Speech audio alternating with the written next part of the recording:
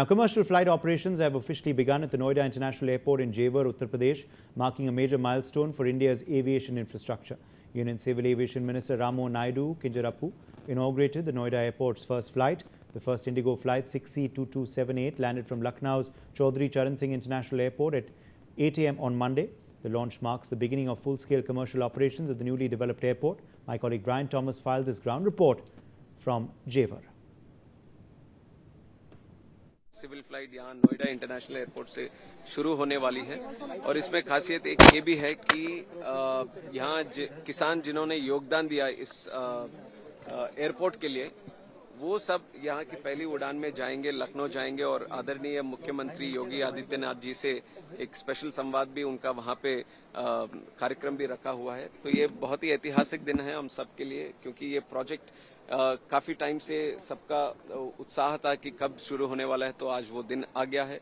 तो मैं सबसे पहले यहाँ के किसानों को जिन्होंने योगदान दिया है इस प्रोजेक्ट के लिए और सभी लोग जो जुड़े इससे ये प्रोजेक्ट को एक रियलिटी बनाने के लिए जिन्होंने भी योगदान दिया उन सबको भी मैं बधाई देना चाहूंगा। और खास करके आप नोएडा की बात करेंगे, यहाँ के इंटरनेशनल एयरपोर्ट की बात करेंगे, तो ये था एक vision of our prime minister था। उन्होंने सोचा था कि यहाँ पे एक एयरपोर्ट बनना चाहिए और उस विजन को मिशन तौर पे बनाया हमारे योगी आदित्यनाथ जी ने। और उनके साथ भी यहाँ के नेता भी जुड़े, यहाँ के लोग भी जुड़े। हमारे साथ हैं धीरेन्द्र सिंह जी, यहाँ के एमएलए, जो बहुत ही पैशनेटली इस प्रोजेक्ट के साथ जुड़े और लोगों को, किसानों को कन्विंस किया कि जिस तरह से यहाँ पे एयरपोर्ट आने वाला है उसके बेनिफिट यहाँ के किसानों को, खास करके यहाँ के युवाओं को मिलेगा। और ये एग्जाम्पल आप हर जगह देखिए, जहाँ पे भी एयरपोर्ट बना है हजारों वहाँ पे रोजगार के अवसर भी बने, संभावनाएं बढ़े, जिसका लाभ वहाँ के लोगों को उठाने के लिए मिला। और ये नोएडा इंटरनेशनल एयरपोर्ट एक दूसरा एयरपोर्ट का नंबर नहीं है कि हम ऐड कर देंगे दूसरा एयरपोर्ट है। ये एक हब बनने वाला है, ये डोमेस्टिक इंटरनेशनल ऑपरेशंस के लिए हब बनेगा। और खास तौर पे यहाँ एरोट्रोपोलिस का मॉडल हमने इस्तेमाल किया। आप देखेंगे तो एशिया का ही सबसे बड़े एयरपोर्ट्स में से एक हमारे ये जेवर एयरपोर्ट होने वाला है। तो आगे जाते हुए बहुत ही संभावना यहाँ पे है, नेटवर्क बढ़ेगा, यहाँ पे इंडस्ट्री बढ़ेगी, मैन्युफैक्चरिंग हो, हॉस्पिटैलिटी हो, एग्रीकल्चर हो, कार्गो हो, ऐसे मल्टीपल सेक्टर्स हैं जो डिपेंडेंट रहेंगे ये नोएडा इंटरनेशनल एयरपोर्ट पर। तो उसी प्लान के साथ जो मास्टर प्लान भी है इसके, जो शुरुआत में हम 1.2 करोड़ पैसेंजर्स के साथ शुरू करेंगे और इसका टर्मिनल का भी एक्सपेंशन बाद में होगा जैसे ही सैचुरेट होगा। तो अल्टीमेटली फेज 4 तक इसको 7 करोड़ पैसेंजर्स पर ईयर तक इसका कैपेसिटी को हमें बढ़ाना है। एमआरओ नेटवर्क, आदरणीय प्रधानमंत्री जी के हाथ में ही एक एमआरओ का भी शिलान्यास भी हमने किया था। ऐसे बहुत सारे एक्टिविटीज यहाँ से शुरू होंगे। तो ये जो दिन था ये बहुत ही इंतजार के बाद यहाँ तक आए, बट अब मुझे लगता है कि यहाँ से जो तेज गति से अभी जाएंगे, कोई इंतजार करने की जरूरत नहीं है।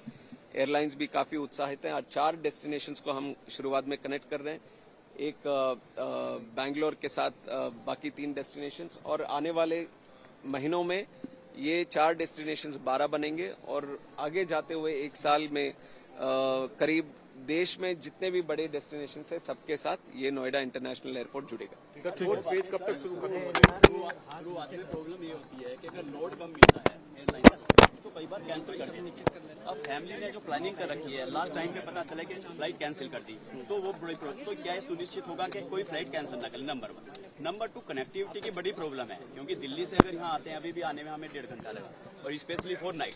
तो रात के समय क्या कुछ ऐसा कनेक्टिविटी करेंगे? तो 2 चीजें हैं। एक, ये एयरपोर्ट वैसे तो एनसीआर के लिए, दिल्ली के लिए तो है ही, बट हमें ये भी देखना पड़ेगा कि ये नोएडा इंटरनेशनल एयरपोर्ट का कैचमेंट एरिया दिल्ली से भी बढ़कर है। काफी सारे शहर हैं वेस्टर्न उत्तर प्रदेश जिसके लिए ये नोएडा इंटरनेशनल एयरपोर्ट एक बेस बनेगा।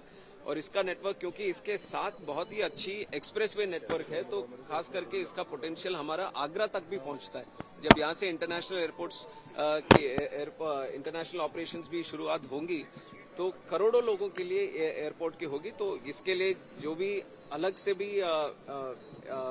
रोड कनेक्टिविटी या रेल कनेक्टिविटी की हो, तो state government of Uttar Pradesh ने भी बहुत अच्छी प्लानिंग करी है कि इस एयरपोर्ट को काफी सारे जगहों से, शहरों से इसको जुड़े।